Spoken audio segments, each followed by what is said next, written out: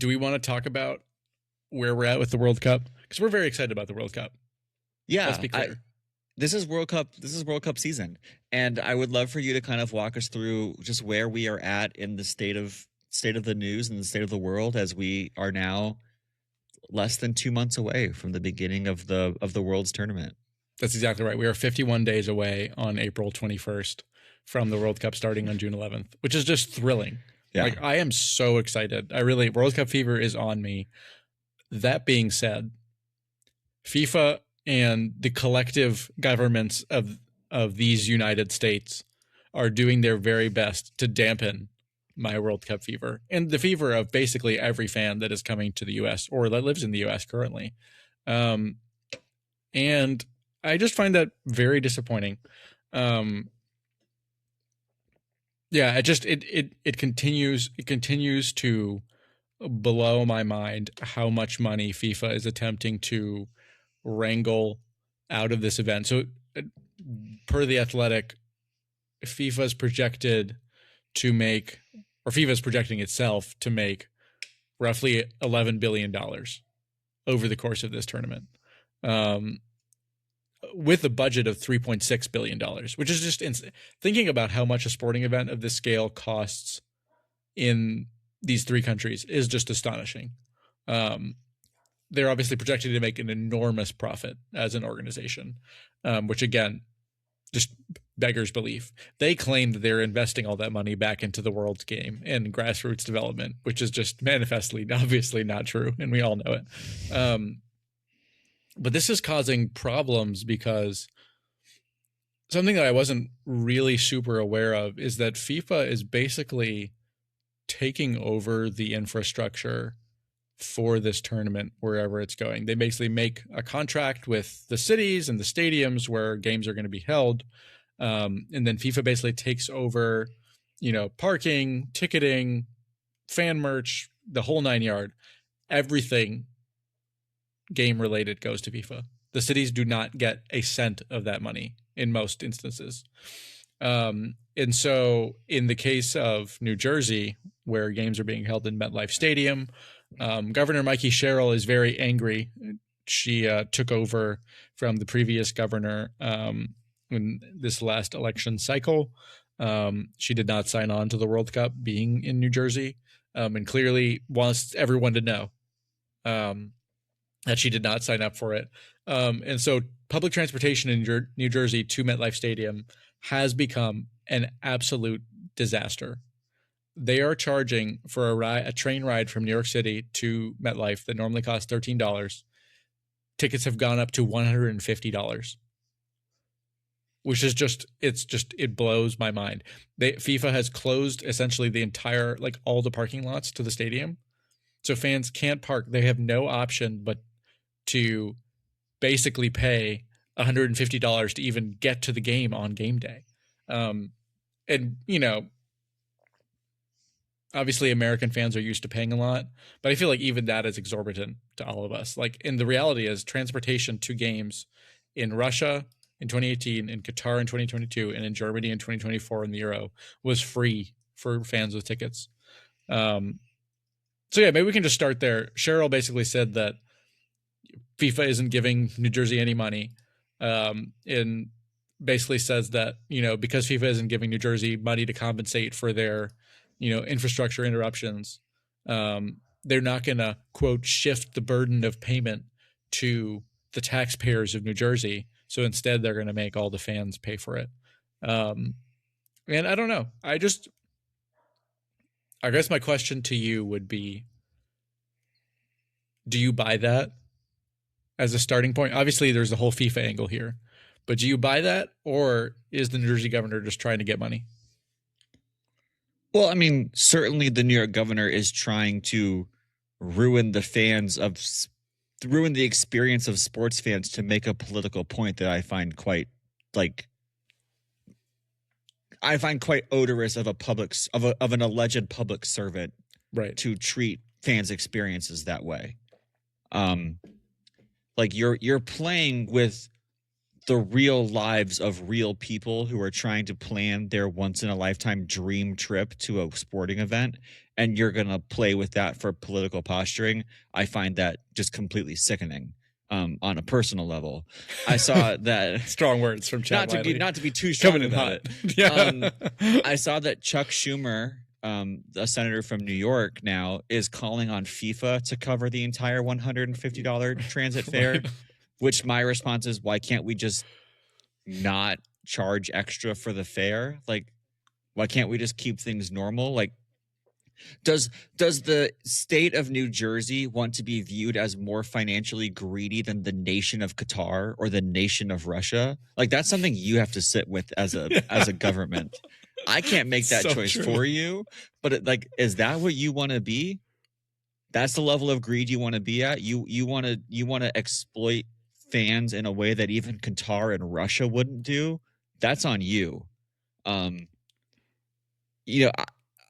I find much of what is going on in and around this World Cup completely sickening. By FIFA, by the federal government, also by Mike Sherrill in the state of New Jersey. I am 100% opposed to this idea. It's quite poor behavior. For example, for comparison, Kansas City in general is pretty much eating the cost of public transportation for most fans. Getting around the entire city, there's very cheap bus fare to get around. Philadelphia is keeping fares the same for most public transport and giving all fans free travel leaving the games at Lincoln Financial Field, I think it's called. This is not a necessary choice. Boston is, of course, raising prices to $80 from the normal $20 Completely for an NFL unsurprised game. by that as well. Yeah. But all I'm going to say here, without getting too many people coming after me, is these choices are being made by Boston and New Jersey, and we don't really need to think too deeply about it. Yeah. Wow. Geographic slander. Geographic slander. Hot. No, I'm swinging for the fences. A southern city would never. Yeah. Yeah, I mean,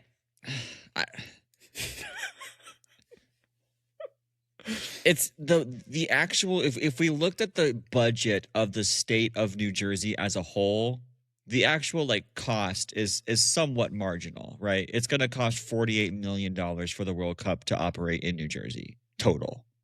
Right. And of course FIFA is not contributing to that. That is a problem. And I think it's fair that New Jersey raises that problem. But if your solution to a problem is to make the problem evident by charging ordinary people more, I don't respect you. Yeah. I just don't. Negotiate with FIFA or the federal government, in my mind. Or eat the cost and be a public servant. Serve the public. Eat the cost. Right. All of a sudden now the government is worried about our budget. Yeah, right. Yeah. For the first time, something has cost the government too much. Which obviously, FIFA has claimed that total revenue for the U.S. will increase by $30 billion over the World Cup. Which, by the way, is true. It may be true. I don't know what the real economic projection of, but there will be countless fans coming to the States who will buy tons of things. It is a net benefit. And if you treat it as not that way, then you're not going to get to host these things again. Right. Yeah, I mean, I can't prove to you that exact number is true, but in terms of restaurants, hotels, the American economy as a whole is going to be significantly benefited by this World Cup. That's Absolutely. Just an objective truth. Well, the funny thing is, going back to Boston for a little bit, Gillette Stadium has basically come out and banned tailgating, and then blamed FIFA. This is a really funny story. They blamed FIFA and said, per FIFA policy, no tailgating will be allowed at the World Cup. And then FIFA was like, well, we didn't say that. It'll be a case by case basis kind of thing. So yet again, Boston is just in hot water.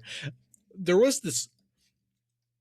I didn't do all the full reading ahead of time on this story because it happened a while back. But I'm just remembering now that Boston basically didn't have funding for their World Cup hosting and barely got it over the line relatively recently. I can't remember if we talked about this at all.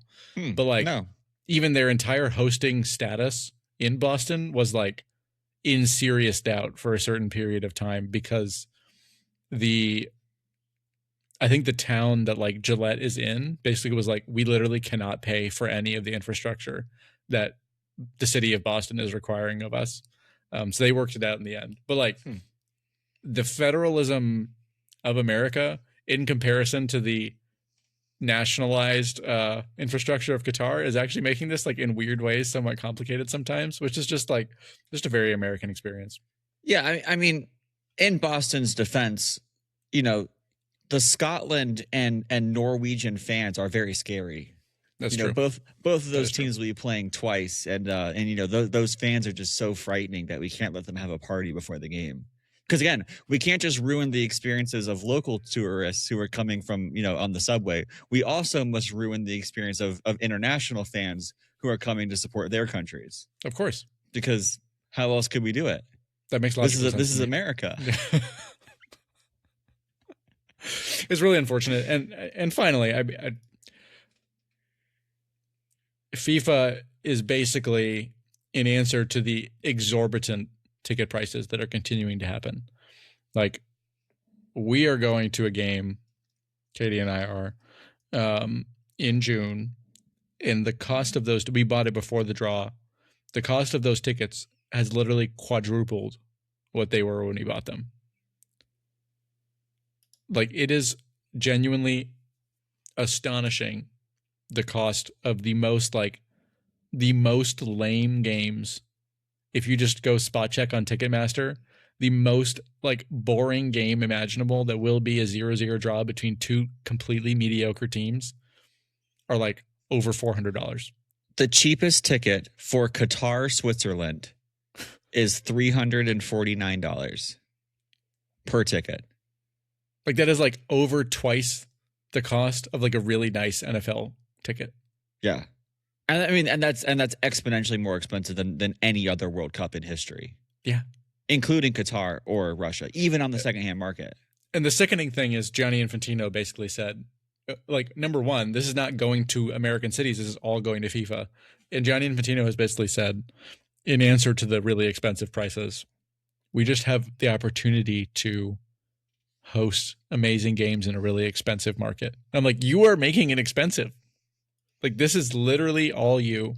And if the stadiums are an absolute dud experience come the summer, then we'll know who to blame, because the Club World Cup was exactly like this.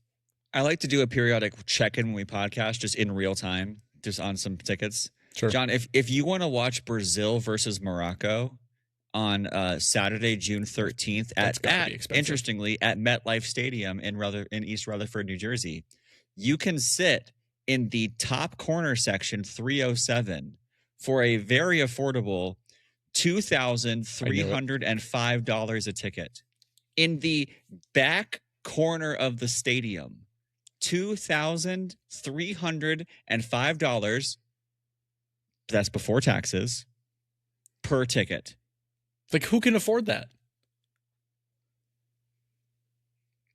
Like, are we just going to have like a bunch of billionaires filling the stadium? Apparently. Like, there aren't enough.